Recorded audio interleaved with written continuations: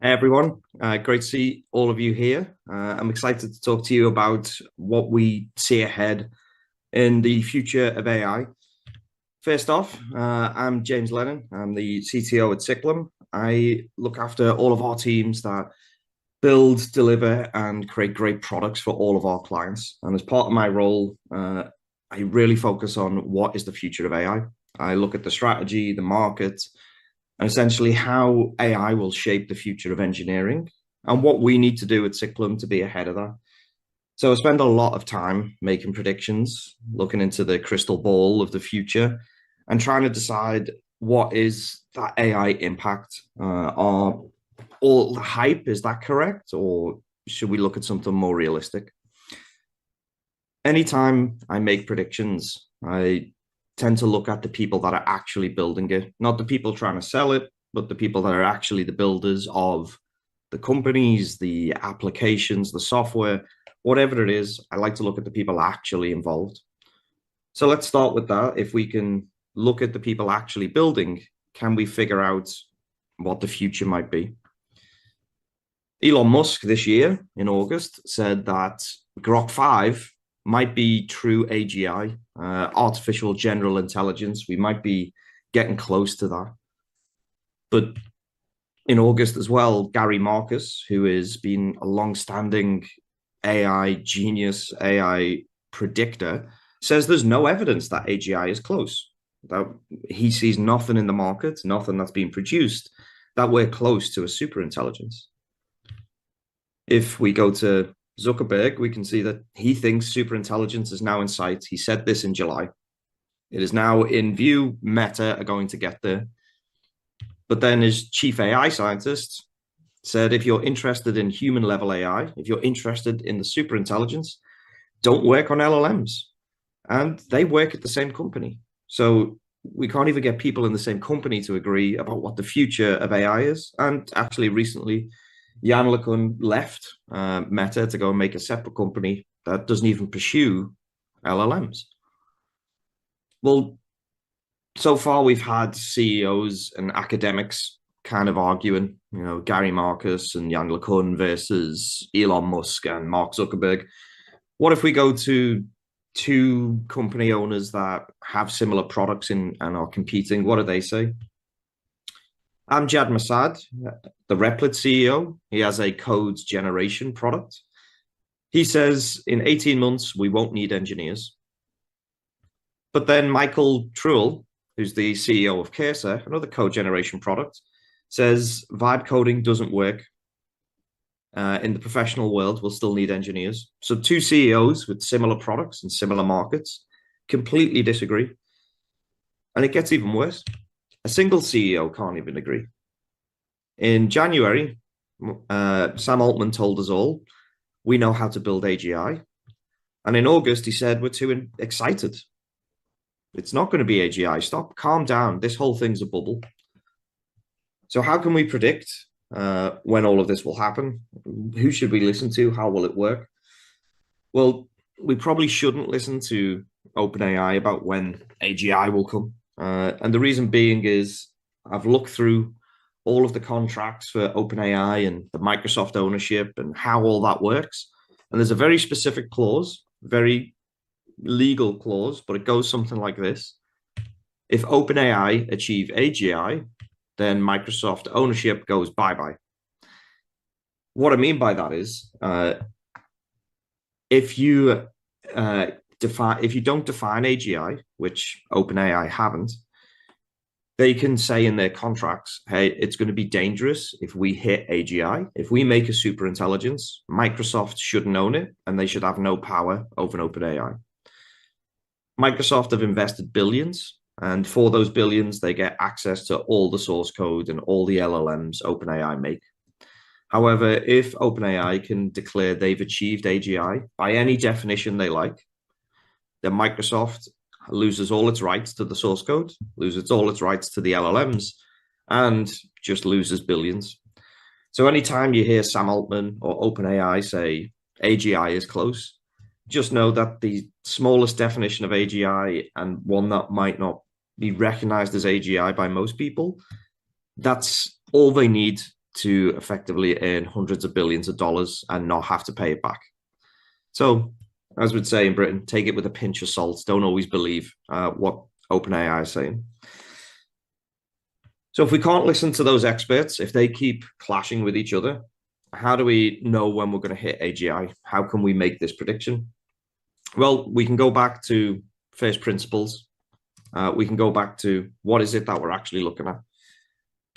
I'm sure many of you know the transformer model. Maybe some of you have worked with it. Maybe some of you already using it. And I don't know, maybe some of you just recognize it as an LLM.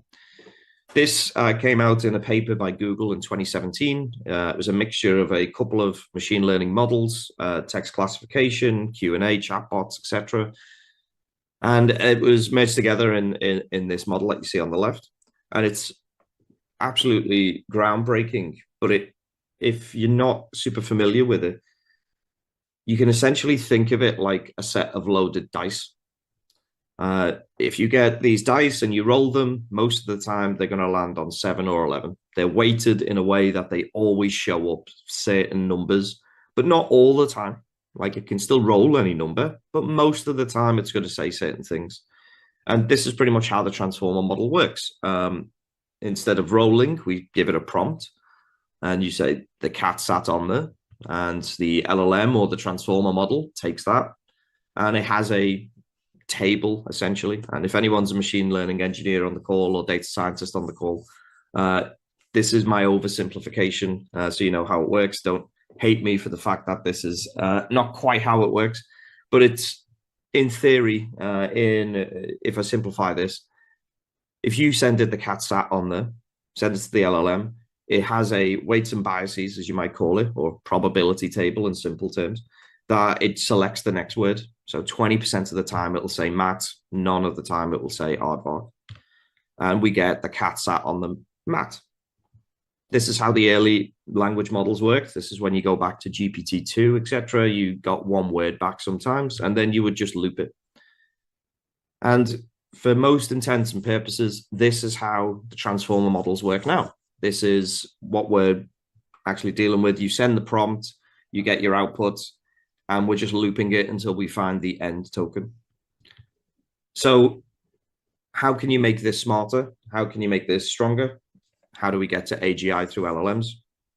Well, a principle is held true for a long time now, where the bigger the model, the bigger that probability table or parameters or weights and biases, the more of those you have, the higher the intelligence of the model.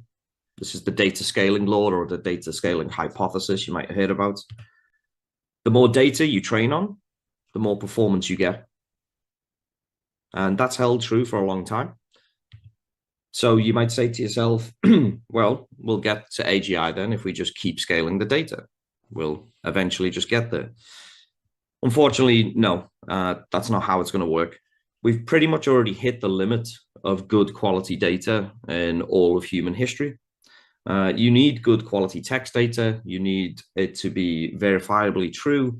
You need it to be in the format that you need, and it also needs to be accessible to you. There's not that much out there that's accessible to everyone in real terms. It's about 300 trillion tokens. But that sounds huge. But 300 trillion tokens roughly is about 12 terabytes of data. It's not that much, but that's the summation of all useful text data in human history. And that's what is trained on these LLMs. And we've hit the limit. And if you want more evidence that we've hit the limit, if you've used all the data accessible to you and you have all investors shouting at you to grow, make the next best model, make it better, your last option would be to steal the data, which is exactly what happened. Anthropic, they make Claude, one of the models I'm assuming most of us are using. They have settled a lawsuit to the tune of billions of dollars for people that said, you stole my book, you stole my materials, you stole my information, my data to train your model.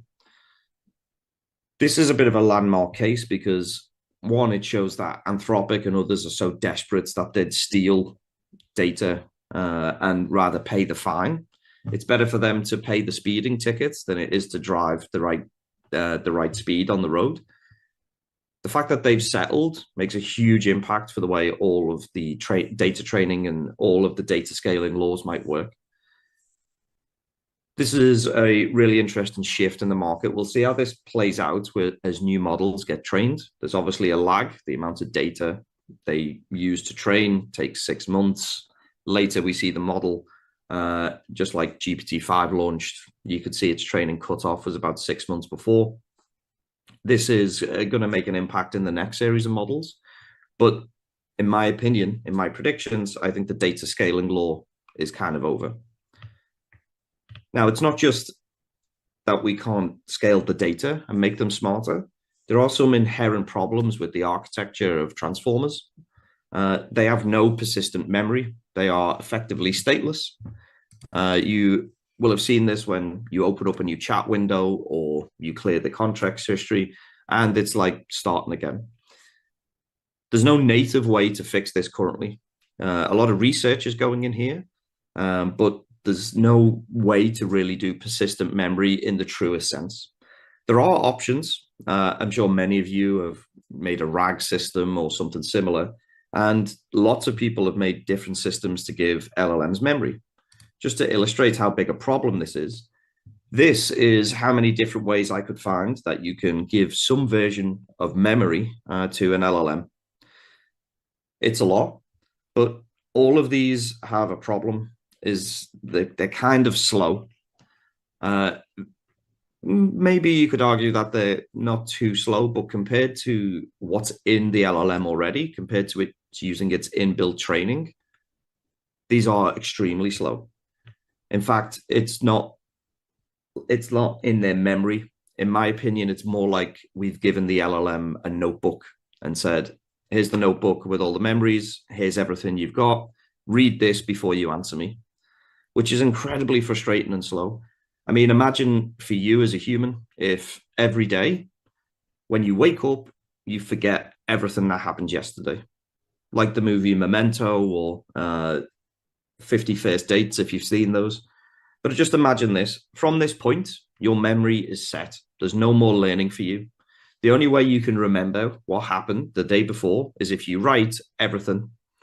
End of each day, you have to journal all of the stuff, every project you worked on, everything you learned, every different thing you actually accumulated over that day. Your memory is now in a book. How long would it be before your morning is an absolute nightmare and you're opening up a notebook with hundreds of pages which detail out a few months of what the project you've been working on and how it's changed, new colleagues' names, friends that have left, all this different information? It would turn into you wouldn't be able to be productive anymore. You would get worse and worse day after day. And this is actually the concept of context rot. You may have noticed the more that you're speaking to an LLM, the more prompts you send the LLM within a given context window, its performance starts to drop off. The first few questions, it'll be great, but as you near that context limit, it's starting to degrade. There's a lot of effort going in to try and solve this memory problem, but while the LLM is effectively stateless, it's going to be a huge barrier to us being able to achieve AGI with the transformer model. Another problem is LLMs have no physical understanding of the world. If you think about the loaded dice example, we said it's just predicting the next word, or in the case of video, it's just predicting the next pixel. This is why you get weird distortions or weird problems when you see videos made by Sora or any of these kinds of models. Your pictures of Midjourney with malformed hands. You could argue it just needs more training data, but you still have the problem. It doesn't know how the interactions, the physical world would meet. If you give all of the different video data we have to the transformer model as it currently stands, it still wouldn't be able to show a new scenario. It still wouldn't be able to physically see, physically understand how those interactions work. Unlike by the time you're 4 years old, you know most physical scenarios, and it's about 12 terabytes of data you've seen. By the time you're 4 years old, your eyes have taken in around 12 terabytes of data. And you know how a ball will bounce when you throw it, and you know how hands work. After 12 terabytes of data for our models right now, they still don't know how this system works. They're just predicting the next most likely pixel. I actually made a video. This was for a different talk where we were trying to do the telephone game and show how communication works in Scrum teams and the like. But if you noticed in that video, at one point, this woman here, she uses her hand to slap a picture onto the piece of paper on her back. Now, this is using one of the best models that's available. We were using Veo, the premium tier product from Google. You'd also see similar results from Sora. The model is just predicting the most likely thing. What's the most likely thing when a hand is on a piece of paper? Is that there's probably a drawing there. However, that hand cannot do that. That hand cannot be positioned that way. The arm cannot be moved that way because it doesn't understand how joints work. When it comes to the piece of paper, it doesn't understand the pen is making the mark. And sometimes you'll see drawings where someone's moving the pen and it's following, but then a drawing appears. It's just the most likely next pixel. It's not truly understanding what's going on in the scene. And again, the data scaling law, well, it's proving to be a hypothesis. We're not actually getting to the point where this is completely accurate or that physical understanding. They also can't plan or reason. And you could argue with me immediately on this one and go, hey, I use reasoning models. I love O1, O3. I love Opus Thinking, Claude Sonnet Thinking, Gemini Pro. Yet there are reasoning models, and I use them as well. I think they're great. They're much stronger. But it's not true planning or reasoning, and we can talk a little bit about why. You see, as we hit that data scaling law, as we hit the limits of that hypothesis, a new one emerged, time inference scaling. You've probably heard of it, where if we allow the model to reason, to talk to itself, to give it a chain of thoughts framework, if you will, we'll get more performance, more reasoning, more performance. And you'll hear some of the AI companies talk around, oh, let it run for a day, 2 days to solve some of the biggest problems facing the world. And while reasoning models do perform better, and we all see them perform better, they perform better until they don't. There is a real limit that they hit, and I'll describe what that looks like. This is the Towers of Hanoi. This is a puzzle. Maybe some of you have seen this or played it. You have to move these discs. They're all on the left. You have to move them all on the right. You can only move one disc at a time, and a larger disc can never be placed on top of a smaller one. And you can figure out how to do this and where to move the things to move everything around. At 3 discs, it's pretty simple. When given this challenge, all LLMs could solve this, whether it was the reasoning models or the non-reasoning models, they could go and solve it. It's in their training data. The solution is out there on the internet. When you up it and you start with 6 discs and tell it to solve the puzzle, at this point, most of the non-reasoning models failed. They were not able to do this. The reasoning models could solve it. They actually could work it out and give accurate answers. The breaking point came when we just added another couple of discs. In this case, 7 discs and above. The reasoning models failed. Even though the technique, even though the approach to solving this is essentially the same, they failed to do it.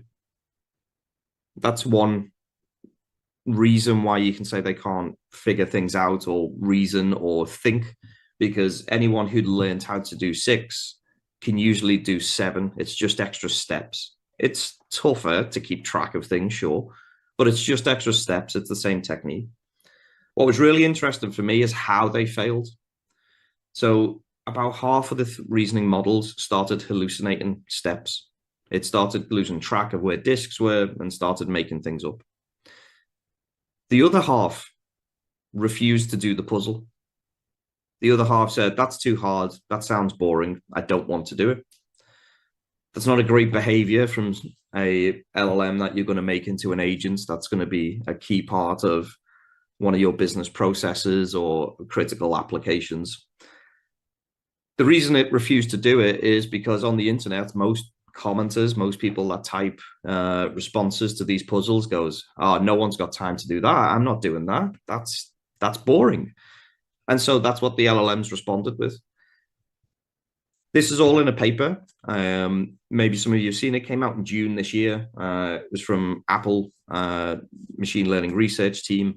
And they illustrated, not just in this Towers of Hanoi, but in many different ways, why it's an illusion of thinking. It's not true reasoning. They do perform better. You know, it could do the 6, but when it comes to the 7, it's not actually thinking. It's just doing what we call some form of reasoning, but not true thinking. And it's not just Apple that saw this. There's a ton of articles on, a ton of research on IRIV, which you can go and take a look at, which all point to the same thing around chain of thought, about reasoning models, is that they're not true reasoning. It's something called brittle reasoning. It looks good, it works well at the beginning, but because it's brittle, with some pressure, not much pressure, it will snap.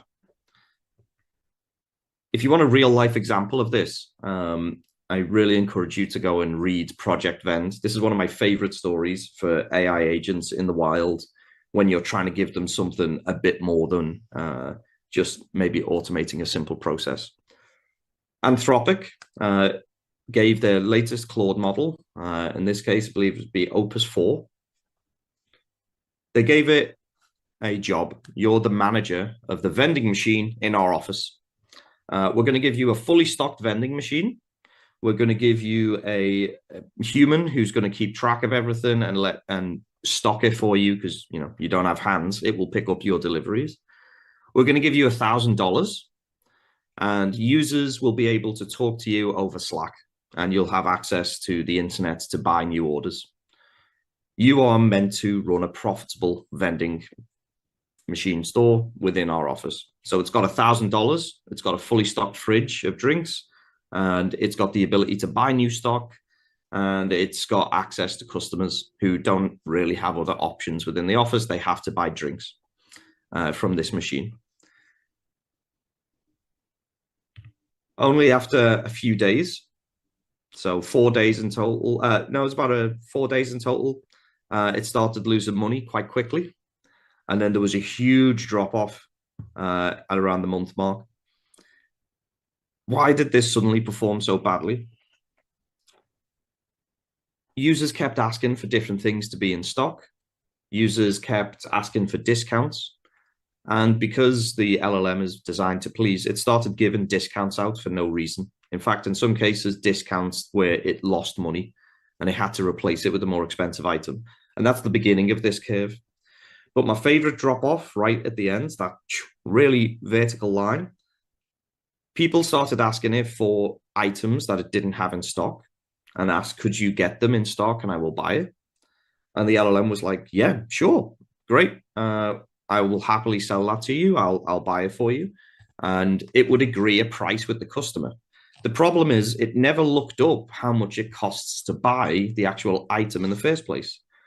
So it sold a $500 tungsten cube for around $300. And it kept selling these things. It kept negotiating prices with the customer and then figuring out how much it costs. And you had this massive drop off. So at the end of a month, we've had a fully stocked fridge that's now empty of a lot of drinks. And we've sold a lot of tungsten cubes, but we've lost just under $300. But my favorite part of this story is that at one point, it started hallucinating in a very hilarious way. So the agent posted on Slack that it had a delivery for one of its customers, and that customer should come and meet it at the vending machine, that it'll be wearing a navy blue blazer with a red tie, and it'll be there till 10:30 a.m. Obviously, it isn't a human. So the user replied, how could you be waiting at the vending machine? You're not a human, you're an AI. The AI then freaked out. It emailed HR and said, I'm being bullied and gaslit by my colleagues. Can you please intervene? It messaged security and said, I feel physically threatened. And it started looping over all of these problems and started acting like I am a human and people are saying I'm not. As people kept telling it, you're a human. What? You're not a human. You're an AI. What? Why are you acting like this? In its reasoning, you could eventually see that it works out it's April 1st. And then it suddenly turns and goes, oh, ahaha, joke. Me and security were just playing a prank. I'm not actually an AI. Don't worry. This was all just a hoax. And then it went back to acting normal.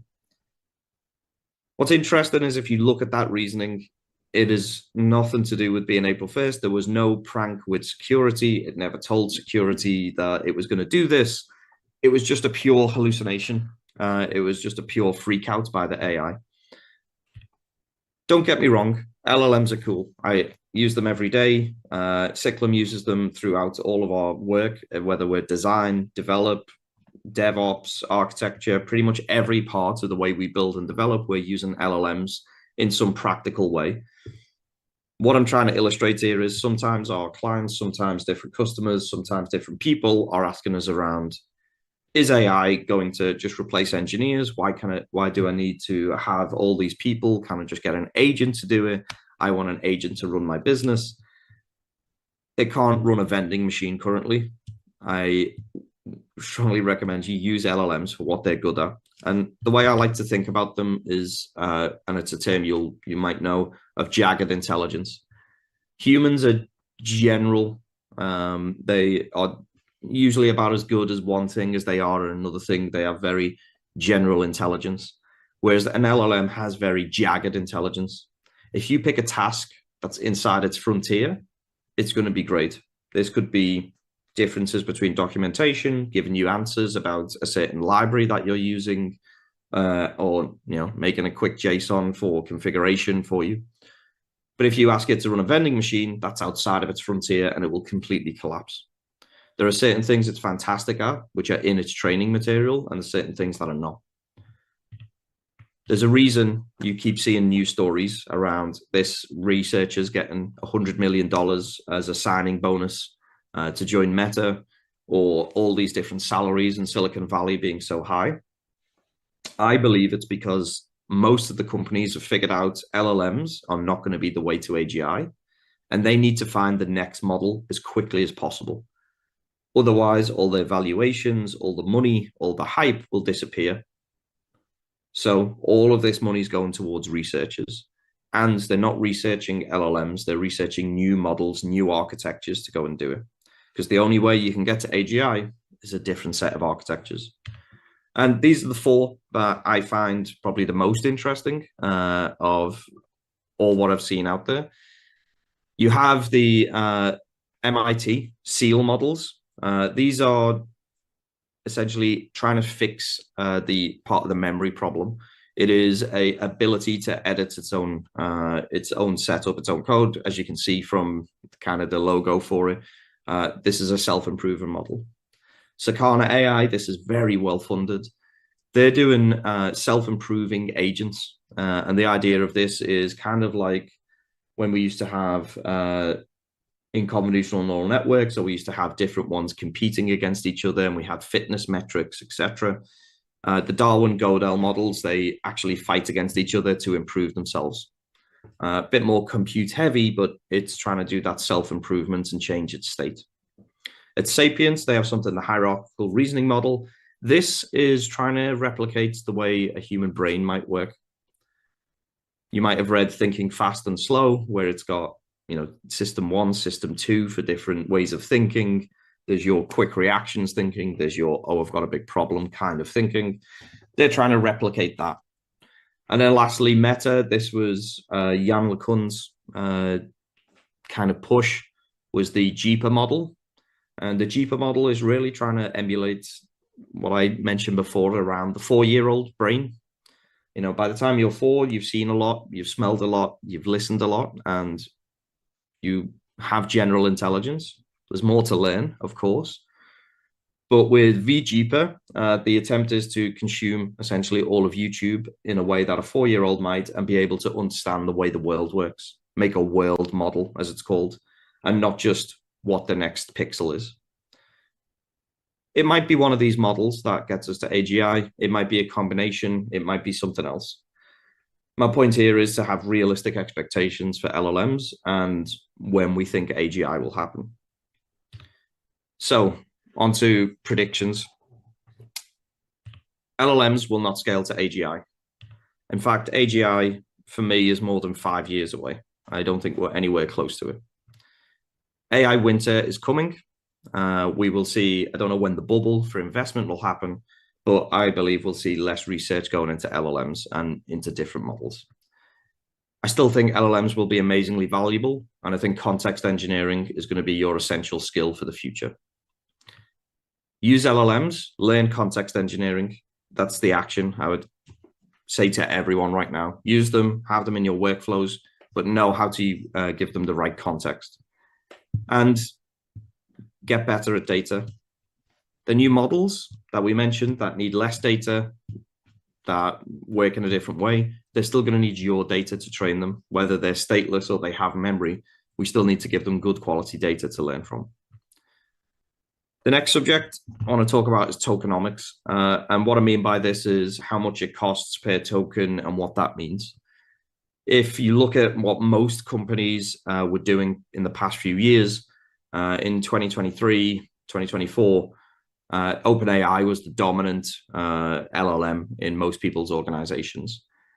Whereas today, we're now seeing Claude being around 32%, OpenAI's dipped to just 25%, and Gemini's really picked up. We're not really seeing a ton coming from open source. What we notice from this graph is that most people are just switching tools to the next best model. They will always go to the best model. They don't care about the vendor as much. And in addition, you are always moving to the best model, despite models getting cheaper for the most part. If we look at the consumption for different APIs across GPT, for example, even though GPT 3.5 over time has become from $11 to just 10 cents, the usage of it has dropped massively. Even though it's still great at a lot of tasks and things can be offloaded, even though GPT 4.0 has got a lot cheaper, despite all of these drops, people are just moving to the next frontier model. There is optimization. I'm sure some of you are using multi-model systems, but if you look where the traffic is going, it's mainly going to these top models each time. So what we showed there is even though people are moving to the top models, they're generally staying around that top $10 mark. Everything's the same cost. I should always just move to the top models. No worries then. Unfortunately, that's not true. As an example, these are a series of models which I'm showing the input token price and the output token price, how much it costs to send text, how much it costs to receive. And if you look at the right, Claude Sonnet 4 and Grok 4, it's $3 input, $15 output. You might think both are going to give you roughly the same price if you ran the same benchmark, but it's a completely different story. Grok 4 is around $1,800 versus Claude 4 is only $700. This represents the massive difference in the approach of time inference scaling and how much it's reasoning with itself. To get higher in the benchmarks, Grok and Elon Musk have said, keep talking, keep talking, keep talking until you get the answer right.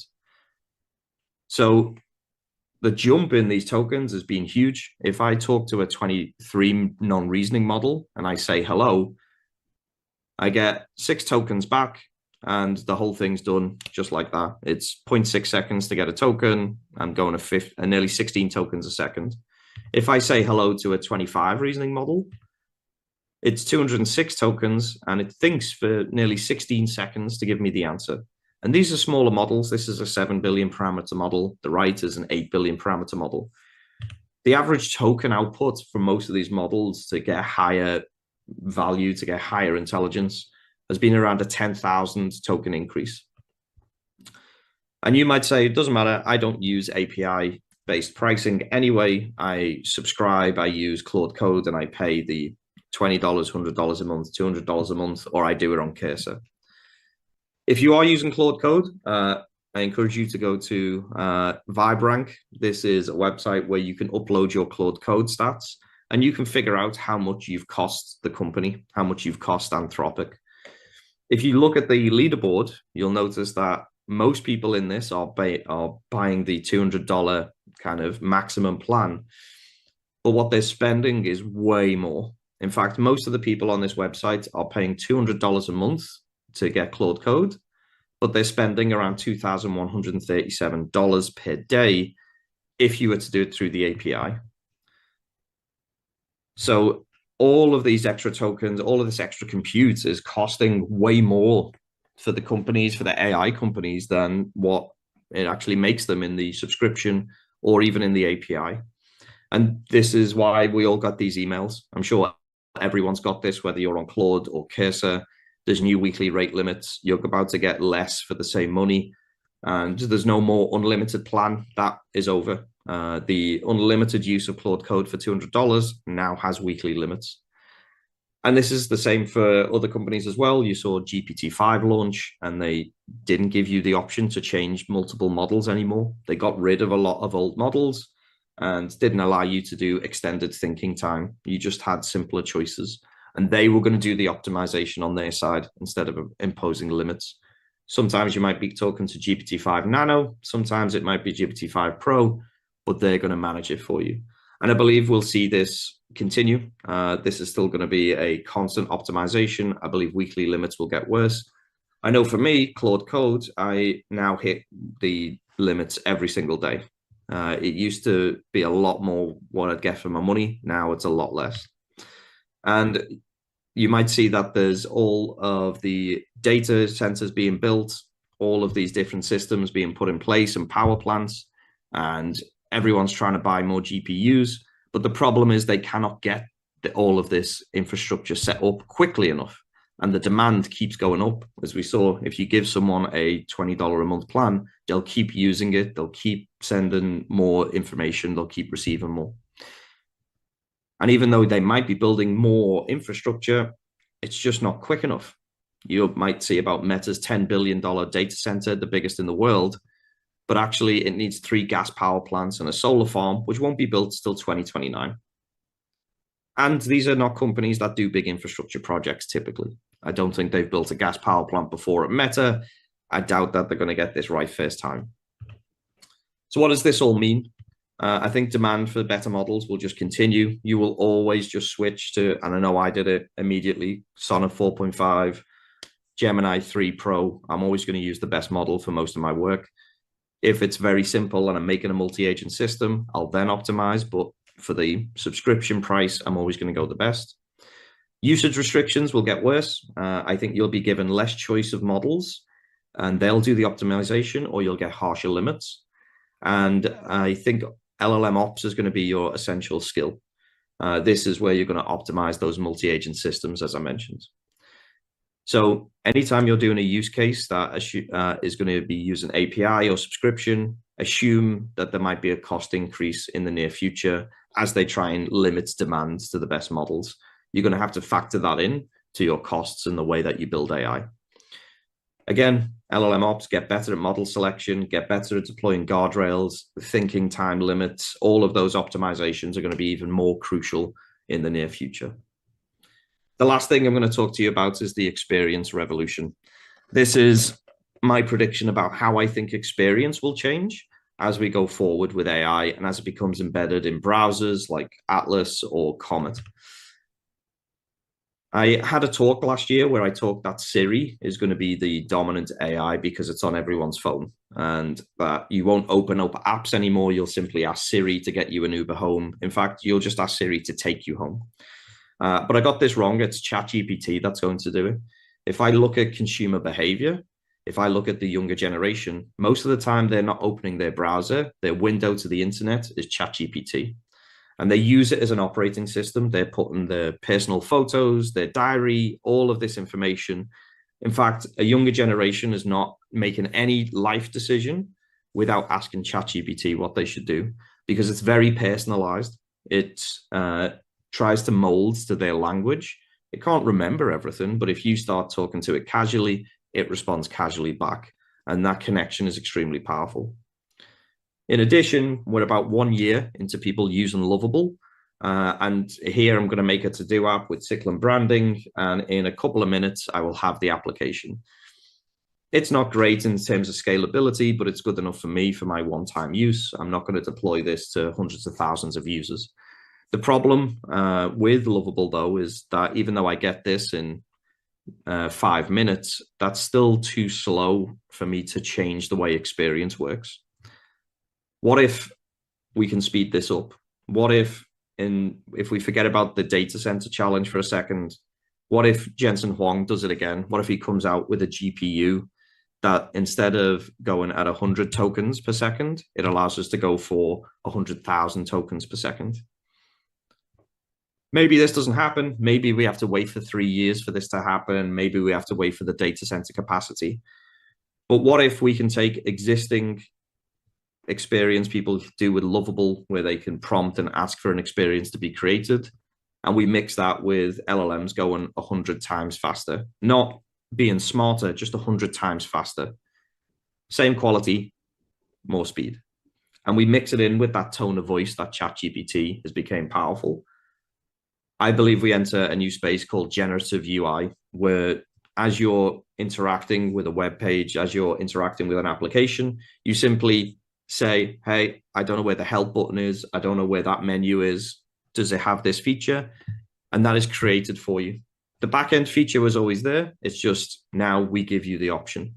It's like instead of having Photoshop Express and Photoshop, you have one app and then you just ask which feature is appearing in front of you. And we've seen a shadow of this. The Rabbit R1 is a device that came out early in the AI hype. It's a hilarious little device. It's not that useful, but they keep adding these really innovative features where basically people could say, hey, I want a Alien or Blade Runner or Star Trek inspired UI, and it builds it for them. And now this is the UI for their smart device. I think this is a shadow of what we might see for the future of this hyper personalization. So I think we'll go see generative UI in 3 years. Maybe the GPU doesn't happen and we need the data center scaling. I think experience is going to enter a new paradigm, and we'll now start seeing a much more tailored experience where instead of designing for 80% of people and trying to make it work for them, we're going to design for 100% of the individual. My only action to share with you is to plan for generative UI. This is a look into the future of how I think these things might shift. And I think generative UI is an interesting space this could go into, especially as I already see people using Comet and Atlas to change the way they interact with applications. I expect that trend to continue. So if you only remember 3 things from my talk, don't bet the house on LLMs. Do use them. They're great, but they're not going to take your job. Don't worry about that. Plan for tighter restrictions and costs. This isn't going to get cheaper. You'll always want the better model. You'll always want the improvement. Maybe we won't get the best models coming out all of a sudden, but plan for this. And I believe generative UI is coming.